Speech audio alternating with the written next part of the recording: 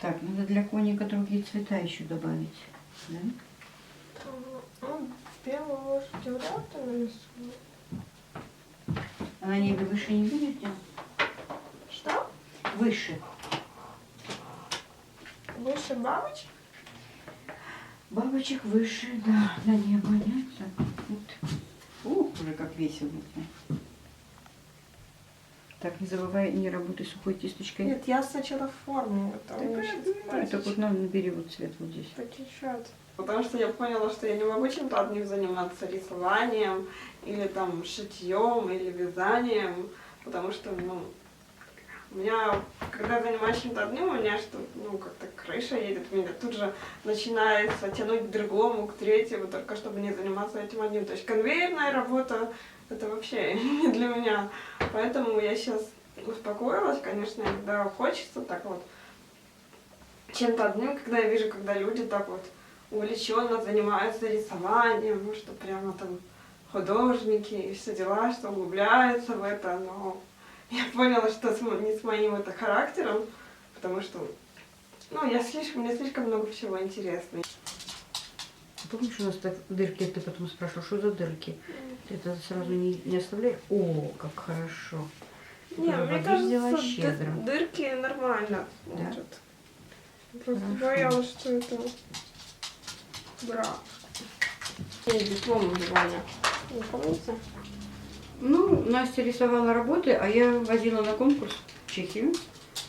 И там была выставка, и было жюри из академии, из Праги. И дали диплом. А вы что мы конкретно туда возили, не Что помните? мы возили? Ну, я помню, что твой портрет брала. Помнишь, у тебя был такой с рыбками?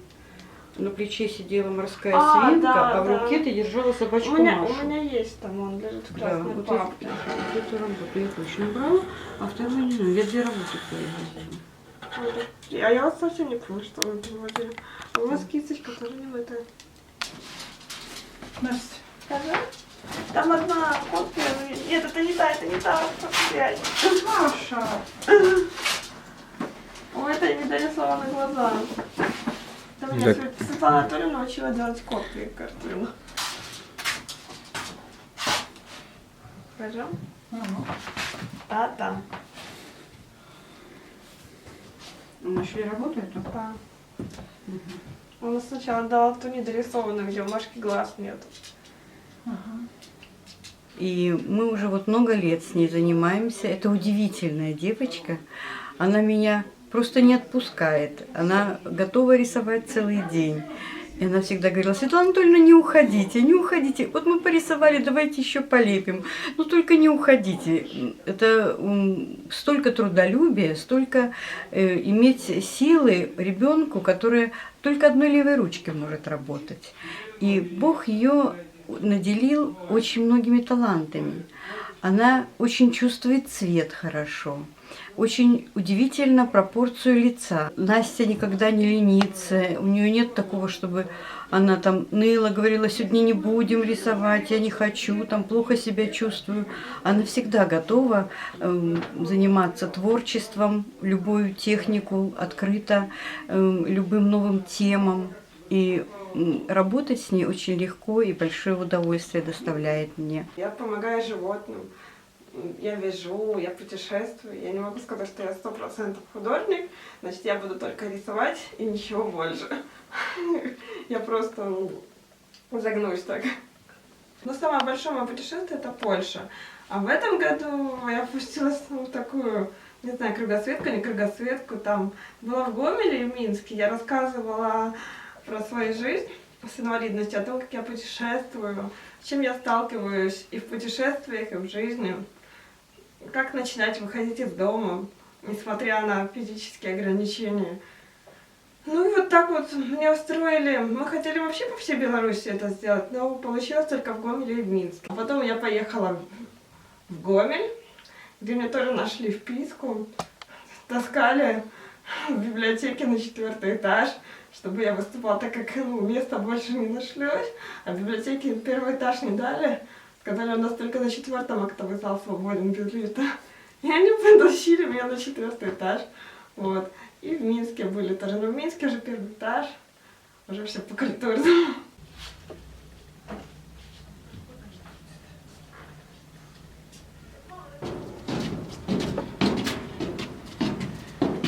Так, привет. Давай так, мы здесь пройдем и там пройдем. Ну, да. А вот здесь мы Да, можем... ну пройдем, он тут широкий. Все, включайте здесь свет. Оставаться. Мы сейчас все вам сделаем, покажем. Все. Здесь специальный крючочек. Вот, включаем. пульта. И вы садитесь в кресло. Сядьте в кресло, мы вам все покажем. Сосуды, они все опускаются вниз, и потом ты, когда встаешь, у тебя даже голова кружится от того, что давление... Этот фиксатор, он фиксирует спину, не руки. Его надо сейчас снять. Клавишу нажимаем, вторую нажимаем. Вы поднимаетесь. Поднимаетесь. Ну, Садитесь. так, чуть-чуть. Вот так. Не бойтесь, Вот так, тихонечко. все. Да, Держим здесь. да. Держим, держим. И машина ее ставит, И она стоит. и она стоит вот на этом. И даже работать и может. спинка сзади, да. А та И спинка сзади да, ее фиксирует. фиксирует. Вот какая И ситуация. она стоит и работать даже может. Но этой штуки. У них вот этих вот, у которых шея сломана или позвоночник, у них очень часто гипертония за счет того, что постоянно сидишь, вот такие вот всякие. Пищеварением тоже проблемы, потому что когда начинаешь стоять, тут же всякие пищеварения, давление, они уходят. такая машина. Тогда Вот теперь надо можете опереться регулировать. локтями. Да. Если... Отрегулировать надо же все. Ну, Да. это ж надо ж на вас поставить, и тогда на вас будем регулировать. Это ж Она надо- уже готовится, ждет. Да, то есть суть такова. Вот так, Да. сначала вот так, Вот, потом всё. сюда вторую. Сюда вторую очередь.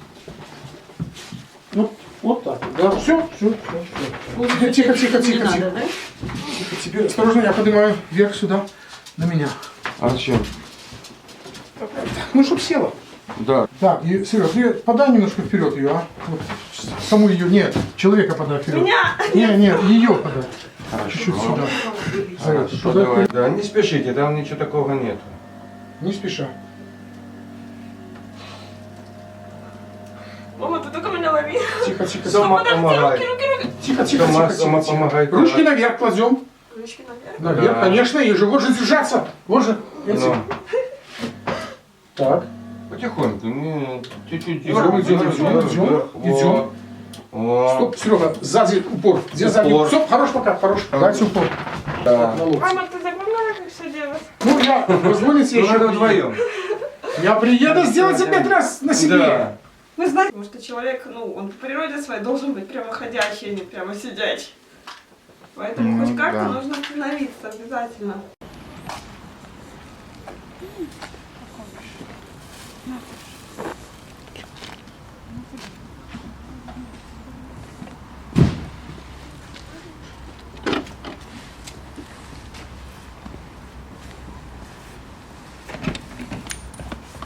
Что, нас сегодня снимают? Да. Надо улыбаться? Можно не улыбаться, да? Главное не плакать. Ой, а ноги забыли? Ну я сейчас. Ноги.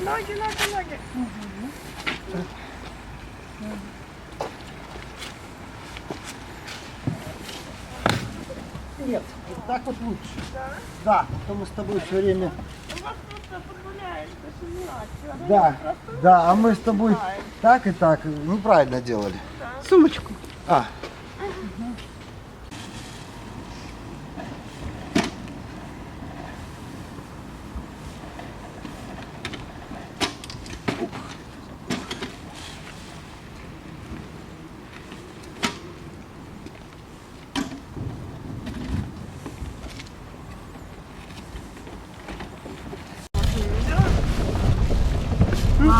Ну, Видела брата? где? Вот прямо ехала. На улице?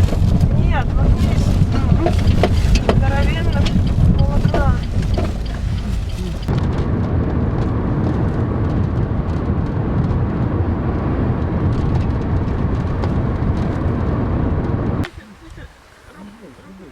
руку туда надо?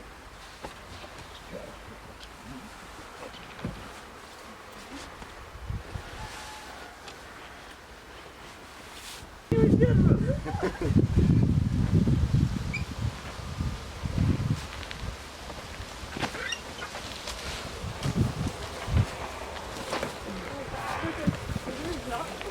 А она все время здесь, особенно когда Рамадан видишь, да, я все боюсь, что спицами зацеплюсь за нее. Туда почему-то не боится.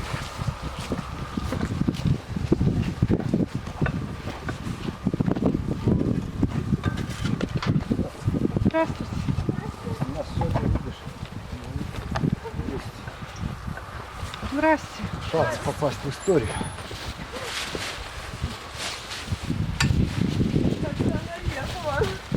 Вышла. Она ж сразу прет в угощение. Ага, а угощение тут потом. угощение, Ну, так после да. того как.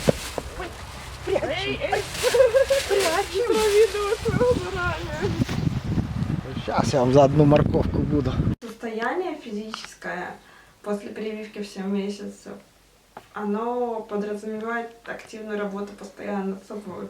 Это еще одна причина, почему я не могу увлечься каким-то одним хобби, вот именно глубоко, потому что самое мое основное и глубокое хобби — это работа над собой. Если ничего не делать абсолютно, а жить как нормальный человек, заниматься там раз в день физкультурой или раз в неделю, я не знаю, сколько там, для здорового образа жизни, и так не заморачиваться, меня просто скрутит, и я не смогу ни двигаться, ни дышать, ничего. У меня постоянно нарастает мышечный тонус, то есть чем слабее мышцы, тем они атрофируются, чем сильнее спастика, это то есть постоянное напряжение в мышцах. А зачем? Холодно? Нет, это чтобы не натирали руки. Когда держишь, это волосики, либо что держишь, натягиваются и режет руки. Я могу их напрячь, но напрячь чрезмерно сильно, но расслабить это очень сложно для меня. И чем они слабее, тем сильнее мышечный тонус. И для этого нужно постоянные тренировки. Я делаю массажи, ЛФК и вот иппотерапию. Это лечение лошадьми за счет того, что лошадь подогревает, когда на нее садишься, то есть у лошади температура 38-40 градусов, и она греет мышцы, и плюс еще массирует, когда она идет и трется об них. Вот. И за счет этого они быстрее расслабляются и тренируются вот эти вот приводящие мышцы, которые, практически нигде не потренируешь, вот эти вот, которые на раздвижение ног. И за счет этого это, пожалуй, единственная тренировка, которая вот способна вот ногам так помогать. Они после нее быстрее расслабляются.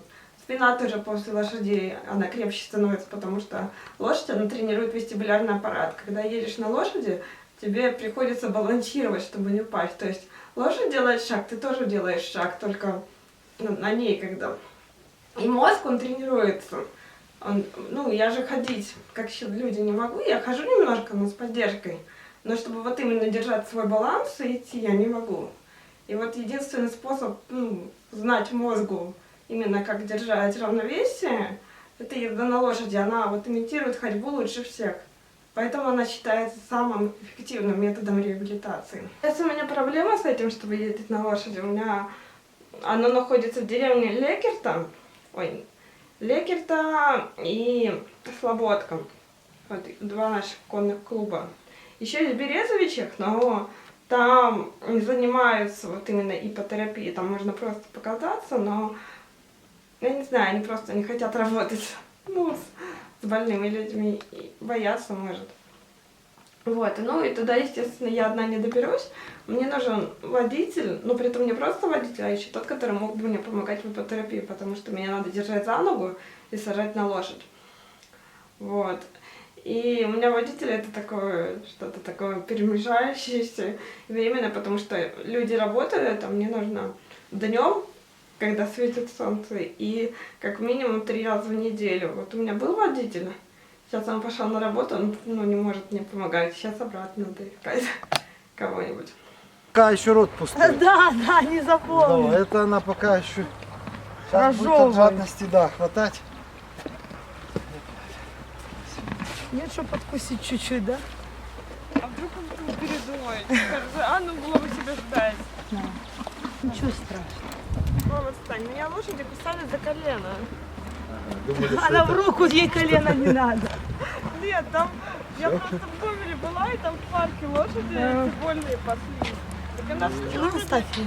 вроде и гладишь, они такие вроде латятся, а потом хряк тебе за колено. Нормально. Умные. Ну все, спасибо. Ну, сейчас открылось антикафе, так что можно открыть афишу и, ну, и хоть отбавляй развлечений. Кафешек очень много сейчас открывается, то есть мы с друзьями туда ходим. Вот единственное, что театр вот у нас недоступный, и тоже хотелось бы туда попадать, но там очень много ступенек, и его очень трудно преодолевать. Это нужно какого-то искать друга, фаната театра, который бы тебя занес туда. И этот как-то приезжал Антипенко, ну, актер такой, его очень любит моя подруга, у нее миопатия, это когда мышцы очень слабые, и ну, ей удобно передвигаться только в электроколяске, а кроме как на электроколяске она ни на одной не сидела, но она ради него согласилась пересесть в обычную коляску. Но это ну, женщина очень полная, и я искала, чтобы сводить ее на ее любимого киногероя, 4 своих друзей мне пришлось. И вот так вот мы поднимали ее, и получилось у нас сводить в театр. Но это же помимо Антипенко существует еще много спектаклей интересных. И каждую неделю же не будешь так вот искать 4 человек и подниматься. Вот, поэтому, если бы устроили хотя бы подъемник там, потому что там пандус нереально сделать, там очень крутой подъем и много ступенек, то я думаю, для инвалидов Бобруйска это бы стал настоящий подарок. Ну, да, так у нас еще кинотеатр «Товарищ», вот благодаря кинотеатру «Товарищ» мы можем ходить в кино. Если бы там было, как в кинотеатре «Мир», со ступеньками дела, то мы в кино не ходили. А так я даже не знаю больше, куда, вот, кроме как антикафе, кинотеатр «Товарищ» сходить. На мобильнике, где там видно только очертания, как-то никто не позвонит, хоть ты там напишешь, что он золотом срет. Никто, вообще никто. А это сама, как только там фотка красивая, мимичная, все, у тебя звонки. Просто оборвут телефоны. Хотя там может быть строчка написана, просто код в хорошие руки. Вот. Ну, тоже зарекалась, но все равно обязательно кто-нибудь попадается, что думаешь, блин, ну как же, он же сам себя не пропиарит лапами, там не наберет себе текст, возьмите, пожалуйста. Думаешь, ладно, уже все, последний раз. Так уже 150 последних разов было. Я спасаю животных, и мне пришлось с Червоной вежи, вот нашего этого ресторана, добираться до авиагородка, потому что кошку с котятами, ну, не было кому завести на этот авиагородок. А со мной были 2 маленькие девочки, мои племяшки, ну, которых я не отправлю в авиагородок, уже так одних, и уже тогда было поздно, собиралась гроза, и мне пришлось на автобусе, так как, ну, троллейбус туда не ездить. Мы сначала ждали, надеялись, что хоть какой-то придет с пандуса, они у нас бывают, но очень-очень редко. Потом мы поняли, что не дождемся с пандусом, и попросили водителя и тех пассажиров, которые были в автобусе, нам помочь. И они сначала такие все лихие ребята, водитель вышел, да, я сейчас один справлюсь, на контролерша, помоги там спереди. Потом они как пробуют поднять, не отрывается от земли. Уже 4 остальных позвали пассажиров, они вчетвером меня туда запихали с кошкой. Потом выпихнули на остановке в авиагородке, мы завезли. Ну и также обратно. Ну это вообще, ну, так небезопасно делать, потому что коляска может развалиться, там же двигатель все-таки. Но когда вот нету, хорошо, что хоть есть автобусы, которые хотя бы без ступенек. Ну, на передержке я брать животных не могу, потому что, ну, у меня своих 4, 2 кота и 2 собаки. Вот, но иногда просто, ну, такая ситуация, ну, происходит, что, ну, что, как говорится, не заикайся. Вот недавно собаку на остановке нашли. Уже ходила, смотрела всем в глаза, видно, кто-то выкинул или, может, отвязалась в частном секторе где-нибудь, где нет интернета. Ее пиарил весь интернет, но хозяин так и не отозвался. И вот одна моя знакомая с Минска, она вызвалась ее взять к себе. Она говорит, надо только неделю подержать у себя где-то и все. Ну, и мы тогда с мамой, мама согласилась, говорит, неделю, все, мы нашли эту собаку, привели к нам домой. И она у нас прожила буквально вечер один, потому что тут же, ну, люди, которые читают вот мою группу в социальных сетях, они тут же нашли Блаблакар машины, в 7 утра уже ее завезли в Минск. Ой, там даже как солнышко. Можешь, пока она подсыхает, посмотреть и подумать, что Дайте ты... мой телефон. Зарядку включите. Угу.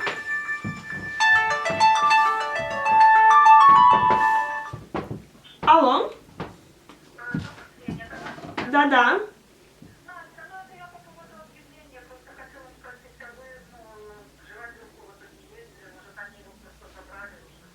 Нет, еще не ездили в живодерку.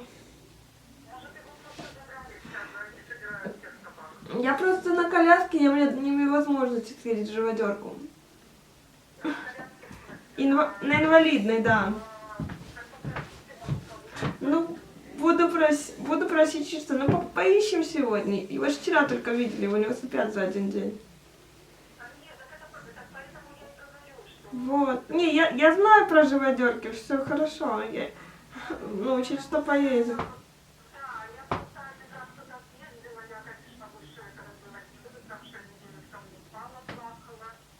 Угу. Я как-то в Бобруйске еще ехала. Есть на Бахарева, такой в конце города, приют для пожилых людей. Мы там выступали. Никто не знал, где он находится точно. А еще тоже шел дождь, как мне всегда везет. Но я вышла, я думала, что он где-то возле танка Бахарева. Мне никто не сказал, как он далеко. И наши все поехали на социальном такси, а я не влезла, поперлась пешком. И я ехала, там уже был частный сектор, но я еще ехала по тротуару пешеходному. И я ехала буквально до железной дороги, там где-то на Бахарева. Я только там я уже не смогла проехать, за мной приехало соціальне таксі. А скажи, будь ласка, служба соціального таксі, вона справді нормально працює у Бобруйську, бо номінально вона існує, ці реально виконують гэту службу свої обов'язки? Там один водитель, и, ну, сами понимаете, что один водитель, ему нереально развести 8 колясочников в любое время дня и ночи. И тем более это только мы 8 колясочников, а еще всякие пенсионеры, которые пользуются социальным такси. Вот. Ну, я не знаю, кто их спонсирует, но пока все это выглядит как на частном таком, даже добровольном порядке. Мне кажется, если бы даже вот сейчас очень много ездят таких, знаете, бусиков такси, 78-79, Омега. Если бы вот они оборудовали хотя бы свою одну машинку, автобус, ну, таким подъемником, как в социальном такси, я думаю, у них бы клиентов было хоть и добавлять, даже не нужно было бы делать скидки, потому что, ну, мы тоже ездим гулять, особенно зимой, нам тоже нужно, ну, все куда-то проехать там. Ну, притом не только с 8 до 4, как вот сейчас работает социальное такси. И бывают всякие внезапные ситуации, когда ты не можешь просто загодя заказать. И вот если бы работала такая круглосуточная служба, которая могла приехать с подъемником, забрать тебя и отвезти куда нужно в любое время, и, ну, и хотя бы несколько таких машин, то было бы намного удобнее. Миссия Адели я назвала просто в честь клиники. Ну, чтобы как-то было понятнее, что ли. Вот. Там очень передовые технические средства в реабилитации, именно вот с моей болезнью, с повышенным тонусом. Плюс там тренировки, вот именно реабилитация физическая идет около 5 часов в день. С февраля года, как мне выслали, этого года, как мне выслали приглашение. Ну, люди собирают, и это мне очень огромная поддержка, что... Потому что одна я бы со своей реабилитацией, даже Бобруйская, ни за что не справилась. Но пока перевешиваю. Вот за полгода с благотворительными концертами удалось собрать 600 евро. Но и то я старалась тогда ужимать себя настолько, что войну хоть что-то собралось. Но я ужимала себя настолько, что сейчас лечу копчик. Может быть, если бы бонусы как-то были как-то побольше, или там собиралась чуть быстрее, или как, ну, говорят, к миру по нитке. Каждый житель Беларуси дал по 1000, может быть, у меня и собрались эти 8920 евро. Ну, я уже совсем была упала духом, но мне с Лидой женщина рассказала историю, как они мальчику, он к больному собирали деньги в Лиде, и там настолько все было активно, что они за полгода собирали 22 тысячи евро. За полгода только. И я снова решила за это все взяться, напечатала себе новые афиши, вот скоро будем развешивать. Ну сейчас, нет, честно, сейчас вот собрать на месте Адели моя главная цель, мечта вообще. Ну, а так, чтобы я конкретно о чем-то так мечтала, у меня много вообще мечт. И, ну, я вообще люблю жить, так что мне сложно сориентироваться, ну, вот сконцентрироваться на чем-то конкретном. У меня оно как поступательно, сейчас, Адели, после Адели еще что-нибудь. То есть у меня нет такой глобальной мечты, там, изменить мир, там, построить Эйфелеву башню в Бобруйске.